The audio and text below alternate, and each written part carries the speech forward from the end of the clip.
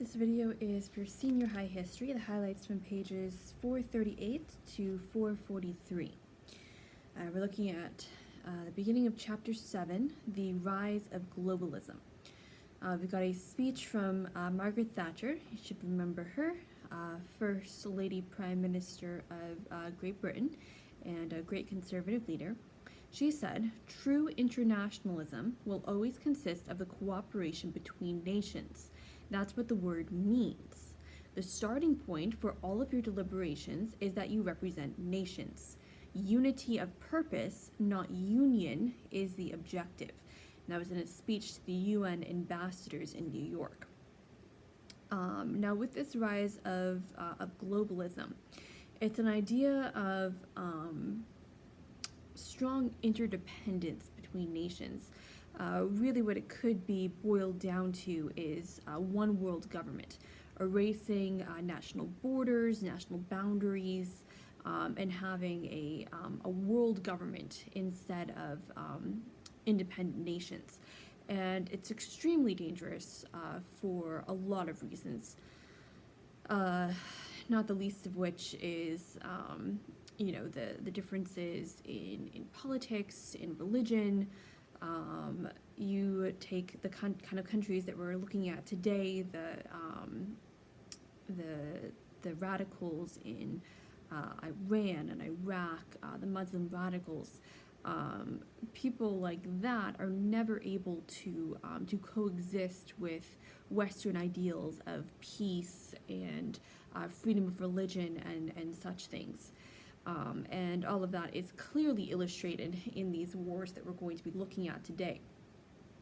Now, when the Soviet Empire collapsed and the Cold War era was officially over, Mikhail Gorbachev spoke of a world no longer being divided between East and West, or between the rich and the poor.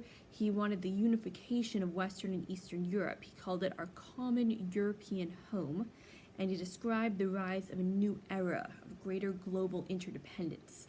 Now, I want you just to recall that this is a former, probably not so former, communist saying this, calling for global interdependence, cooperation, disarmament, getting rid of weapons, and economic sharing. Big part of the reason why the Soviet Empire collapsed and why it brought about the glasnost and perestroika, all that restructuring and openness. A big part of the reason it was because their economy was collapsing. People were going hungry. They were falling far behind the Western world, and now they wanted economic sharing. Help us out. Save our economy from its decline. And in the end, such erasing of boundaries and sovereignties, it doesn't help anyone when the free nations fall into that and start bailing out other countries, because before you know it, everyone is down on the same lower level. And there has to be freedoms of individual people, and there can't be a one world government encroaching on that. So that being said, let's look at the Persian Gulf War here. Highlight under Iraq invades Kuwait, highlight Saddam Hussein, and highlight that he invaded the tiny oil-rich kingdom of Kuwait. And you're going to want to know that in tied together with Operation Desert Storm on the next page. So on page 439, find Operation Desert Storm, second column in bold, and highlight the date with that, 1991. You're going to want to know that year. So know that this was brought about when Saddam Hussein invaded Kuwait.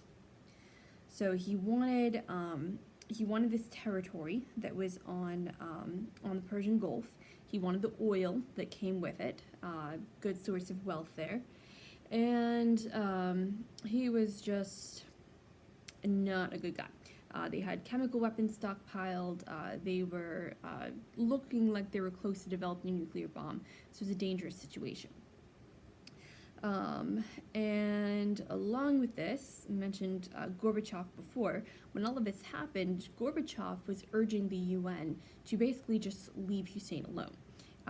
He was calling him a genuine pan-Arab leader. So again, we have that globalism. Oh, he can unite all of the Arabs. Great. They really wanted this crazy dictator uniting all of the Arabs. And that he was trying to assert his people's rights against Western colonialism and Israeli aggression. They loved to tout Israeli aggression, even though Israel wasn't doing anything to Iraq at the time. So Gorbachev is calling for appeasement of Hussein. We saw how well appeasement worked with World War II. In other words, it did not work at all. So America decided to lead the way. By early 1991, 500,000 American troops had been shipped to Saudi Arabia. And notice that President Bush, H.W. Bush, went to the UN rather than the U.S. Congress for authority to go to war.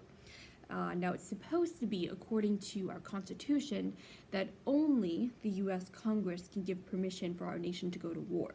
But here, thanks to globalism, Bush went to the United Nations, getting permission from an outside entity for our country to go to war. So that's a bad precedent. Turning to page 440, under winning strategy, highlight this guy's name, General Colin Powell. Got a picture of him down at the bottom of the page. Highlight that he was in command of Operation Desert Storm. So he was kind of the desk guy back at the Pentagon. And this was significant because it was the first time since World War II that Congress and the President actually followed the counsel of a military commander. And Korea and Vietnam were both kind of unmitigated disasters because politicians made the decisions rather than the military leaders. So Powell was kind of the desk guy. General Norman Schwarzkopf, the other picture down there, he was more the guy on the ground, leading the troops into battle. On page 441, no more highlights for Operation Desert Storm. Before we go on, though, this was the shortest war that our country ever fought. It lasted only 2.5 months, and there were no, if I'm remembering correctly, no American deaths. Some injuries, but no one actually died on the American side. Okay, now on page 441, we're looking at the rise of Islamic terrorism. Highlight this guy's name, Osama bin Laden. Highlight that he headed Al-Qaeda, a terrorist network of Islamic fundamentalists.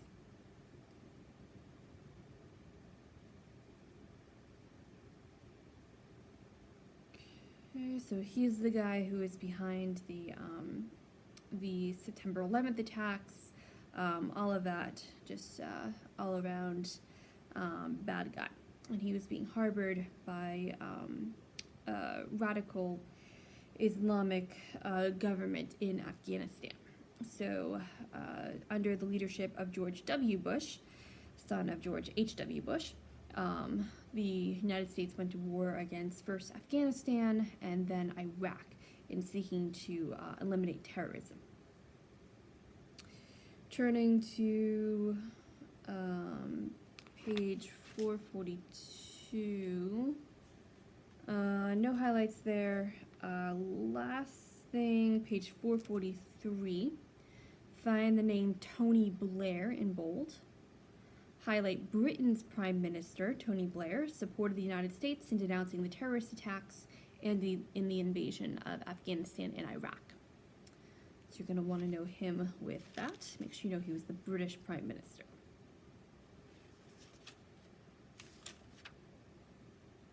Okay, so not a whole lot of highlights today, but some important things to remember. Make sure that you get your homework done. Contact me if you have any questions. And keep in mind, if you haven't yet turned in your old review sheet from several weeks ago, make sure you get that turned in this week when Brother Brian comes by again, or else you won't get a grade for that. So make sure that you get that turned in. And again, I'm always available during school hours. Just let me know if you need anything or if I can help you with any of your work. Have a great day.